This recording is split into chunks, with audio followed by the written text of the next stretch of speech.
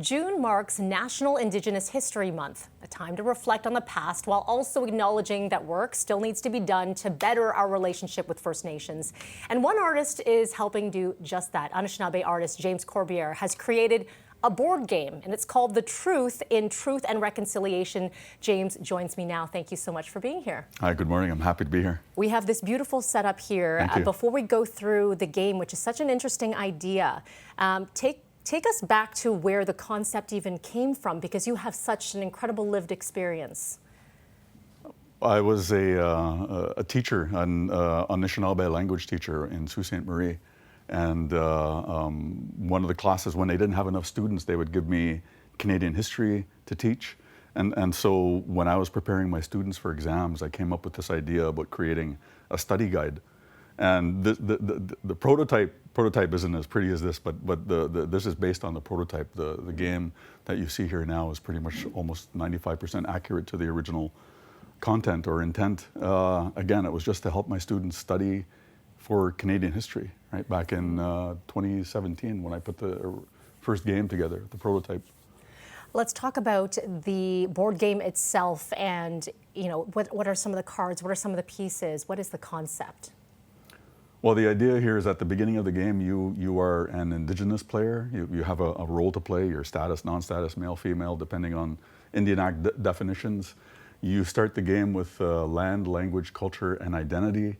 And your goal is to collect 4 eagle feathers. So we got some little eagle feather cards here. Collect 4 eagle feathers before the church and the crown take away all of your land, language, culture, and identity. The way this is done is that as you circle the board, you land on these spaces. You draw a corresponding, these are called truth and consequence cards. So this will have an historical fact, a Canadian historical fact. And instead of talking about how amazing Canada is, it'll talk about the impact on Indigenous people and what it meant for us. What an incredible way to extend learning. I say extend because this is just a portion, an arm of it.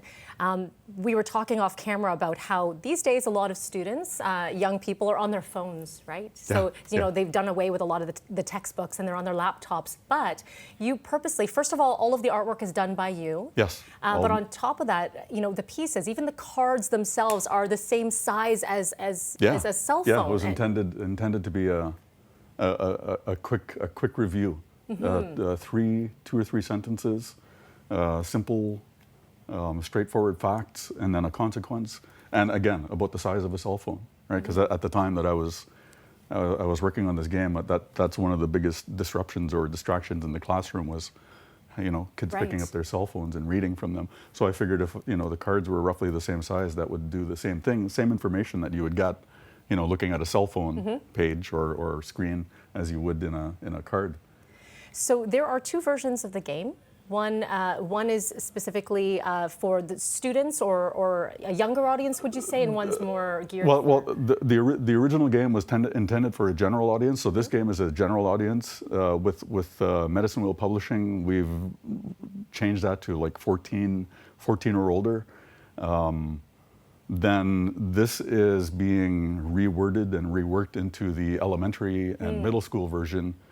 We just finished up some of the final artwork, some of the final information on the cards, and we'll have a proof concept or a prototype next week.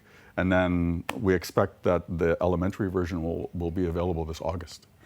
I know there will probably be a lot of people watching saying, how do I get my hands on this? Because this is such an incredible tool. Let's talk about the websites. There are 2 where people can, one, learn about you and one, learn about the game. So first up, the game itself, people can go to where? It's medicinewheelpublishing.com, and they're Canadian. They're out of Victoria. Excellent. And most of the work here you see is made in Canada. But you also have my website, which is brand new. We're still working out the bugs, but you can go to easternwoodlandart.ca or easternwoodlandart.com, and either one of them will take you to the same place, and that's where my website is. And you'll see my artwork, the game, comic books, and other things that I have available. Beautiful. Now, you are living in BC, but we should note as well that you're going to be at the Toronto Comic Arts Festival Saturday and Sunday at Mattamy Athletic Centre. So make sure to check out James there and be aware of this game. It's pretty incredible and such an amazing learning tool. We appreciate you sharing with us, Yeah. James. Well, thank you. Thank you for so having much me. for joining Yeah, us. Thank you.